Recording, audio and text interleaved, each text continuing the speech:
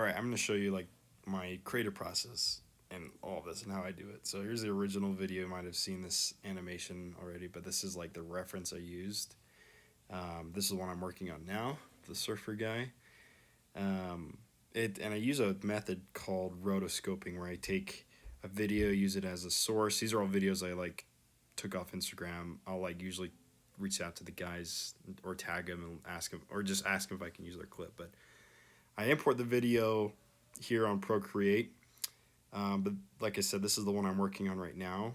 But what Procreate does is import the video into individual frames. And what I do is go and, well, I could like animate on the frame itself. What I do is I add a frame like in between each reference frame. So if you can see here, you can see the reference frames and then the frames I've gone in and added. Now what's happening here, reason why you get like this ghost thing is I'm using onion skins. So now you can see, it looks really crazy, but that's me playing through. This is like the animation feature on Procreate. But what you can see without the onion skins is each individual frame and all the frames I've animated.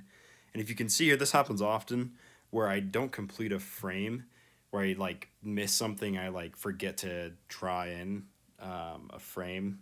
But what I do is I use two frames to like so I can see the reference frame. And now what I do is I just literally draw right over it. If I don't have that second blank frame in there, then what I get is like a really ghost looking image. But I'm just gonna go ahead and finish this. And now what I do is I just delete that other frame.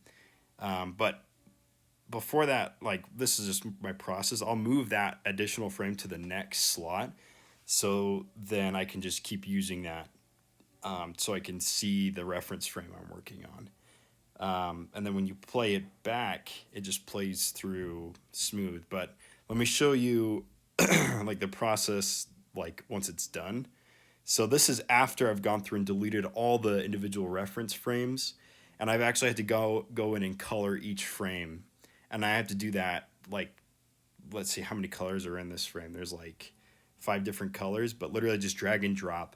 Let's say I want his goggles pink. I just drag and drop from that top corner into his goggles. So I have to go through once it's done and color each individual frame. So this is it without the reference frames deleted. So if you were to just watch that without the reference frames, it would just be like a wire drawing. It's the same with this one. But once I'm done with this, I have to go through and delete all these. But you can see there's like 129 layers, but these are all odd numbers. What I've done is gone through and minimized the number of frames by actually deleting every other reference frame of the original video, because I screen recorded it at 60 frames. Actually, I screen recorded it at 30 frames, and then to like most animation is actually done at like 12 frames a second. Sometimes 24 depending on like the production, but I'm animating at like 15 frames a second, which is like a good in between, but it's still a lot. But the other one I did of the snowboarding, I did accidentally 30 frames a second, which took me twice as long. And I didn't realize it till I was halfway done with the project. I was like, man, this is taking me a really long time. And that's when I noticed. So anyways, that's a little bit of my creative process. Don't animate 30 frames a second if you don't have to.